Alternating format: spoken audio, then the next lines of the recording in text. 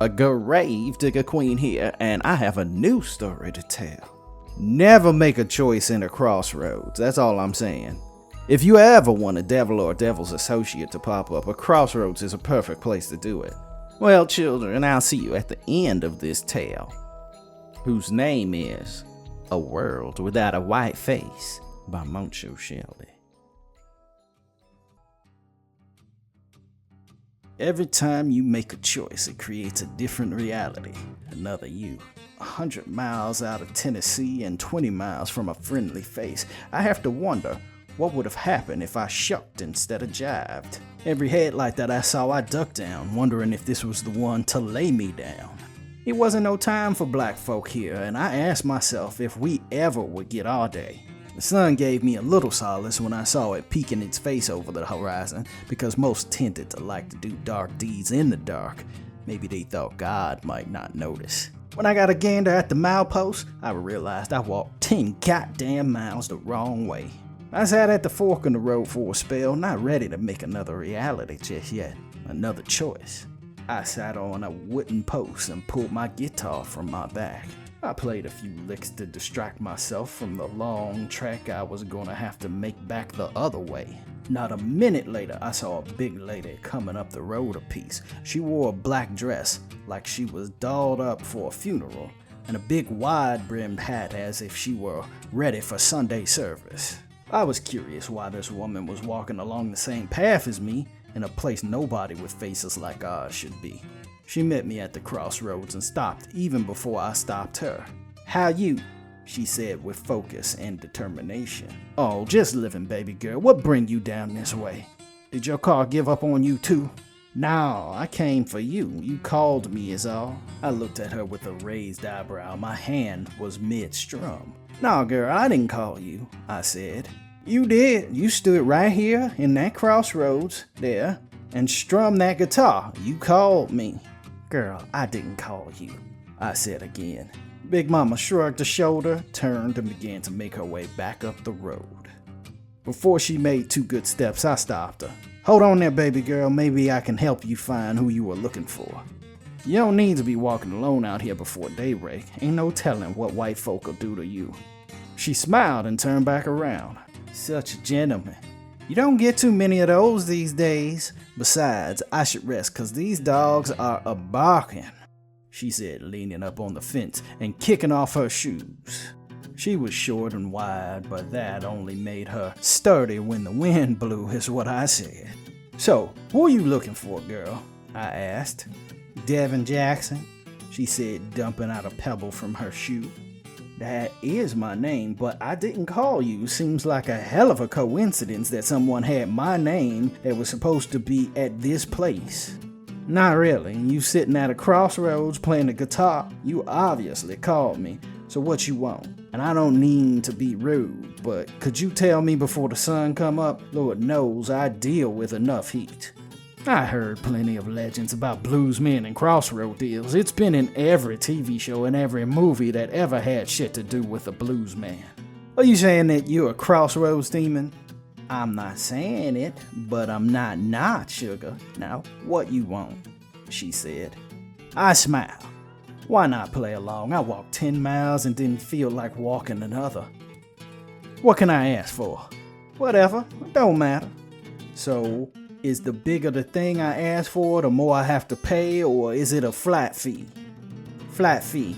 I get your soul regardless of what you ask for, so make it good," she said. I couldn't help but laugh, but a part of me was curious to see where this woman was willing to take it. What if I asked for something big, like I want to make myself king of the world or something? "It's in my power to do." You see, that don't make sense to me. What if someone asked to be made king of the world, then another person asked for that same thing? Who would be the one to get it? The woman smiled as if amused by this line of questioning, but her amusement dropped just as fast when she saw the sun getting up there. "You don't need to worry about none of that. Just make your wish and I'll give it to you. Or don't. It's not like I got a quota to fill," she said. "So where you from, girl?" I asked. Big Mama slowly and dramatically pointed her finger to the ground. "You know what it is, baby. Now do you want something or not?" What if I wish for a world without white folk in it? Now we talking, that's a good one, she said as if excited. It's a 10-year contract after which I get your soul, no crying, no appeals. If I come for you, I get it. Don't have my ass running all over West Hell to find your ass, she said. I chuckled and strummed my guitar, still unconvinced, though when the contract appeared in a puff of black smoke, I certainly began to be. What in the hell? I yelled out. The hell indeed, she said, producing a pen from the ether. Are you telling me you're a demon and you work for the devil? I asked. When did you hear me say that? She said with a smile. I must admit, your wish isn't what I was expecting. I usually get, I want to be rich, famous, irresistible to the opposite sex, or superpowered. She went on to say, look, I don't do this often, but why don't you tell me why you want it? Because I must say I'm extremely curious. I put down my guitar, leaning it on the mile marker, then stopped to think about it. Confidentially, I was just speaking out of my ass. But if it was something real, maybe I could do this. Maybe I could do this for my people. Or maybe I'd just fuck it all up. What the hell? If she wanted an explanation, I didn't mind bending her ear a bit. Black folk in America have been on the bottom rung of society ever since I can remember. We were slaves, we were outcasts, we weren't even people to white folk. And anytime we have a real leader rise up, they either get killed or character assassinated. I said. Preach it, brother, amen, she said as if I was holding court. If we were just out here without a white person in sight, maybe we could uplift ourselves, I said. Big Mama smiled. I don't know how that's gonna turn out for you, but I know for damn sure it's gonna be interesting, she said.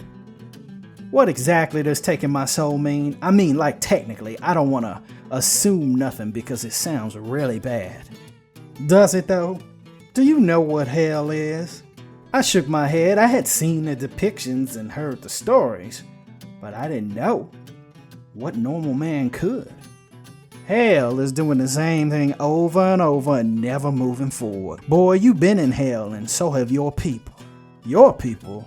Not our people? Baby girl, we in the same boat, I said. Oh, this is a shell. I become someone you would trust.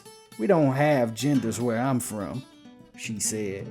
Now, I was more confused than when I started. Then what exactly do you get out of it? You know, I've been doing this for years and nobody asked me why I want what I want. They just assume demon from hell and I get their soul. I just want to see the simulation run for the sake of posterity, she said. The simulation? Yes, the simulation. I put you in it and let it play out for 10 years. Your collective consciousness runs it, and that's about how much you can take before you shut down. So you make another world? Of course I do. How can everyone be the world's biggest rock star or the best whatever? So you just want to see it play out? Yes. Then can I back out of the contract then? Technically you can, but most people tend not to. But you know what? I put a clause in your contract that you can back out at any time. How does that sound? I smiled. If I could back out at any time, I couldn't conceive of a downside. As far as I was concerned, it was just a thought experiment. I looked over the contract like a hawk. I'm not a smart man, but I couldn't be said to be no dummy neither. The wording was clear and concise, so simple that even a child could understand it. Are we good to go? She asked. I was ready. I took the pen and signed the contract. There wasn't a grand explosion, or mist, or smoke. A woman just folded the contract neatly, then it disappeared. All right, I'll see you in 10 years, and if you ever want out, all you have to do is come back to this crossroads and say so, she said. She looked at the sun and shielded her eyes. Boy, it's gonna be a hot one today. I looked over to the horizon, then back to her, but like all characters in a dream, she was gone. For the longest time, I thought that just maybe it didn't happen. I scooped up my guitar and wandered into town. I saw blackface after blackface, and I got more and more suspicious with each one. I was in the heart of Tennessee and didn't see one white face. I stopped at a diner and the black man behind the counter was there to seat me. "Say, brother, my phone died up the road a piece. I gotta get back to my car." "Brother," he said in an uncharacteristically white-sounding voice, as if confused. "Yeah, I can find you a charger," he said. He let me charge my phone, and when I got enough power, I checked the internet. There wasn't a face on it that wasn't black. Not one. "I'll be damned," I whispered to myself. In the years that came, I realized that though there wasn't any white people, people were still the same. Everyone clicked up, and instead of skin color, everyone had a bug up their ass about nationality. Most history played out similarly with a few differences, only color was not one of them. I had most of the friends I had back in the day, but any friend I had made that was white, or not black, was black now. The world barely changed. Even slavery happened. It was ex-Africans in chains, but no white men holding the whips. Human nature was essentially unchanged. By year 5, I managed to get myself a family and have a few kids. I knew I was going to die in a few years because of the deal. I knew I wasn't going back out now. Life was relatively good for me. One night, my little baby girl said something to me that earwormed into my brain. She didn't mean anything by it, but she asked me if she was going to die. I had to have that awkward conversation about death with a 4-year-old, but honestly, that wasn't the part that bothered me. The woman said somehow I was running this simulation, as she put it. What exactly would happen when I died? The thought bothered me so much that I drove back down to Tennessee and went back to that same crossroads. I played my guitar just before pre-dawn and asked for that woman to appear. Lo and behold, she came huffing and puffing down the road in the same outfit as before. "Oh, look who's back! By my estimations, you have a year before this ends. You want to come out?" she asked with no malice or urgency. "No, I'm gonna stick to it. I'll die if I have to. But what happens to the world when I'm gone? Does it go on?" "No," she said plainly. "I've made a life here. I have a wife and kids. You mean to tell me they die once I'm gone?" "Yes," she said as if she didn't understand the question. "This simulation ends once you do. You only have so much energy in you before you burn out," she said. "What can I do? What can I do?" "I'll do anything," I said, begging on my knees. The woman smiled as if she knew it was coming. "Okay, if you want this world to continue, you have to get others to make wishes to power your universe and to power you." "How many?" The woman shrugged. "How long do you want it to go on?" I cried. "When I stop, this world ends?" "Yes, but I'll eventually die, so it'll end anyway." "No, you don't actually have to, if you make another deal. Or you can just let it go and let the simulation end." "I can't." She pat my face lovingly. "I know you can't. Most don't." "Why are you doing this to me? You are a demon," I said angrily. "I ain't no demon. I made the deal the same as you." I froze and fell over in shock and horror. Does that mean my world wasn't real?" The woman shrugged non-committally. "What is real, baby? It's as real as you think it is. Then someone in your world made a deal with you." "Yes. Then that means your world isn't real either." "Does it? Because it's as real as it needs to be." "Then when did it start? Who started it?" I pleaded. She shrugged again, then handed me a pen. "If you want the world to end, fine, then don't worry about it and do nothing. The more people you get, the better chance you have of your world not bottoming out." I looked at her hatefully, but ultimately, I took the pen. Every decision was a choice, and a new reality created. So, if I didn't give people choices, this reality was no more. Delicious. Was this story the whole time about computer shit? Because maybe I should have called in my friend Pact.